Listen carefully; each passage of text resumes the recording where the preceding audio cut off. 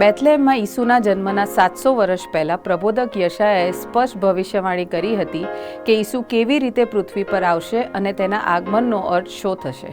95.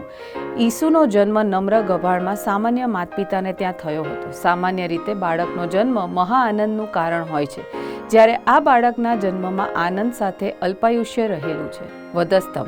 પારણાથી વધસ્તંભ સુધી ઈસુએ એવું જીવન જીવ્યું જે આપણે કદીએ જીવી શકતા નથી. ઈસુ પાપરહિત જીવન જીવ્યા અને સ્વેચ્છાએ હેતુપૂર્વક વધસ્તંભ પર ગયા.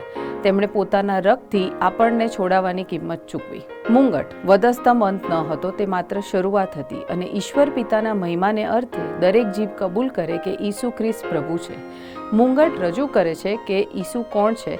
તે પવિત્ર, સંપૂર્ણ અને ન્યાયી છે. પારણું તેમનો જન્મ, વધસ્તંભ તેમનું જીવન, મુંગટ તેમનું આવનારું રાજ્ય. પરંતુ એક ભેટ પૂર્ણ થવા માટે સ્વીકારવી જ જોઈએ. શું તમે તેને પ્રાપ્ત કરશો?